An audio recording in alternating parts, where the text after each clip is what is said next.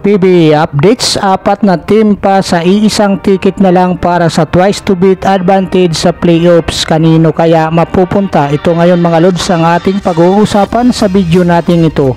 Ngunit kung bago ka pa lang sa aking munting YouTube channel ay humingi po ako ng likes, share and subscribe. Maraming salamat. So narito mga lods ang mga teams na naglalaban-laban dito para sa twice to beat advantage. Ang Inlex Road Warriors, itong TNT Tropang Giga ni Coach Chot Reyes, itong Barangay Ginebra San Miguel ni Coach Tim Con, at ang Magnolia Chicken Templados ni Coach Chito Victolero. Ngayon mga lods, tingnan natin ang current team standing ng apat na team na to. Nangunguna dito ang Ginebra na mayroon 7-3. 5-4 naman parehas ang Inlex, TNT at saka Magnolia. So kung papansinin natin mga lods, maaaring magtabla sila sa 7-4 kung mananalo nga ang tatlo at matatalo naman ang Barangay Ginebra San Miguel.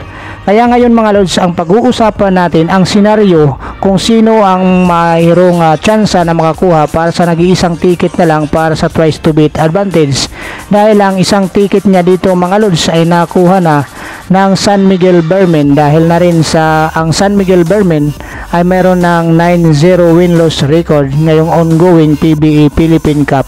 So ang Inlex Road Warriors, ang Barangay Ginebra San Miguel nga mga lods, at saka itong Magnolia Chicken Templados, at saka itong TNT Tropang Giga. Itong apat na team mga lods ang nag-aagawan ngayon para dito sa nag-iisang ticket na lang na makukuha nila bilang incentives para sa darating na playoffs. Ito nga ay magkakaroon ng twice to beat advantage kalaban nga itong pang 7. Ngayon nga mga lods, tingnan natin itong latest team standing. Kung mapapansin natin, 9-0 na nga ang San Miguel Bearmen. Sila na nga ang unang nakakuha ng twice to beat advantage. At ang Ginebra, Inlex, TNT at Magnolia, parehas nga silang may 5-4 win-loss record. So complete dominance nga mga lods ang ipinapakita ngayon ng San Miguel Bearmen sa pangunguna nga CJ Perez, itong si Terence Romeo, maging itong si John Mar Fajardo at Marcio Lasater at ang iba pang mga player ng San Miguel Bearmen, na completely dominance nga ang kanilang pinapakita dito sa ongoing PBA Philippine Cup, dahil na rin mga lods sa wala pa nga silang nakukuhang talo sa kanilang siyam na naging laban. So ang Barangay Ginebra San Miguel naman mga lods ay nasa pangalawang pwesto na mayroong 7-3 win-loss record. So itong Barangay Ginebra San Miguel mga lods ay mostly favorable nga na sila yung makakuha ng nag-iisang ticket pa para sa twice to beat advantage dito sa paparating na playoffs nitong PBA Philippine Cup. Ngunit nandyan pa rin mga lods itong TNT Tropang Giga na maaari din makuha nila itong nag-iisang incentives pa para sa twice to beat advantage, at itong Magnolia at Inlex Road Warriors. Ngayon unahin natin mga lods ang Magnolia.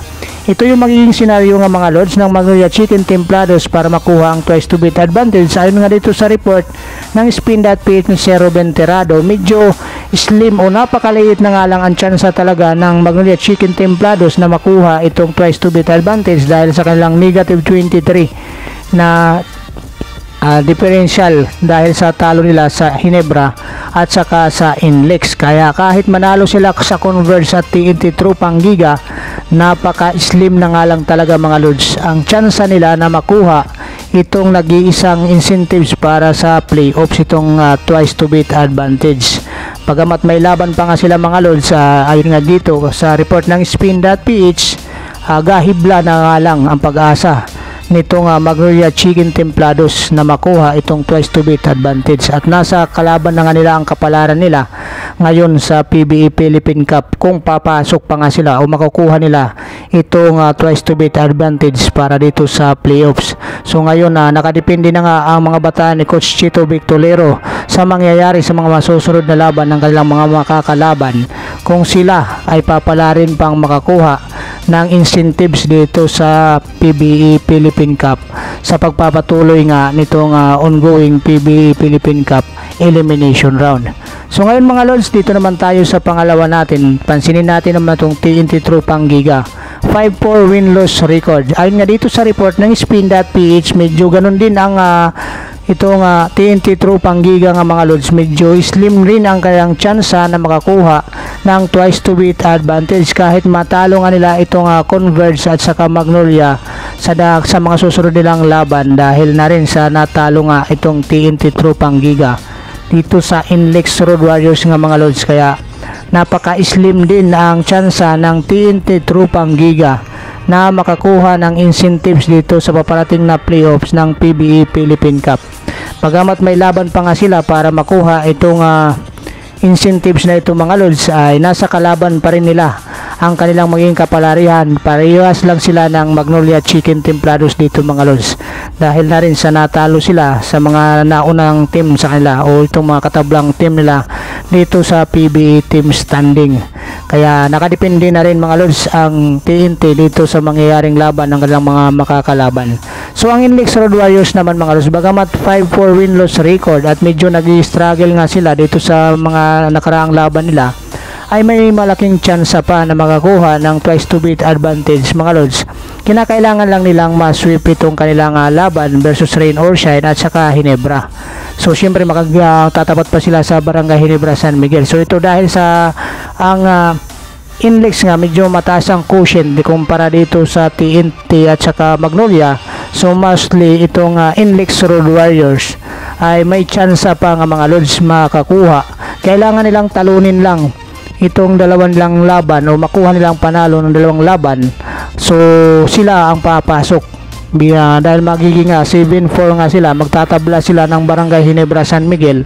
So ngayon ang Inlex Road Warriors ang makakuha ng twice to beat advantage dahil makakalaban din nila mga lods itong Barangay Ginebra San Miguel sa laban na ito. Kaya dito itong Inlex Road Warriors ay aangat nga ito mga lods at ang si Coach Frankie Lim ang makakuha na nag-iisang twice to beat advantage dito sa pagpasok ng playoffs ng PBE Philippine Cup. Ngayon mga lods, puntahan naman natin itong Barangay Ginebra San Miguel. 7-3 win-loss record, mostly favorable nga talaga dito mga lods sa Barangay Ginebra San Miguel.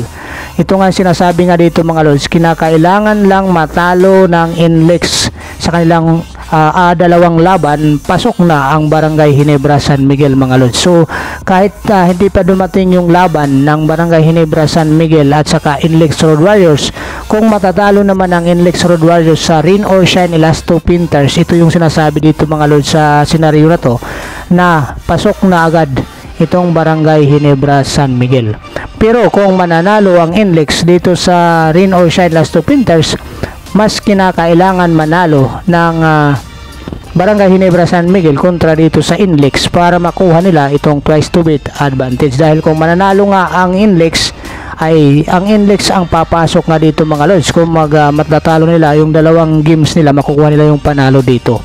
So ito yung magiging senaryo dito mga lods. Pero most leading sa ngayon, favorable na makuha nitong Barangay Ginebra San Miguel itong twice to beat incentives pagpasok ng playoff. So maraming salamat mga lods. Kung mayroon kayong mga komento at suggestion regarding dito sa ating panibagong PBE updates, i-comment nyo lang dyan sa baba.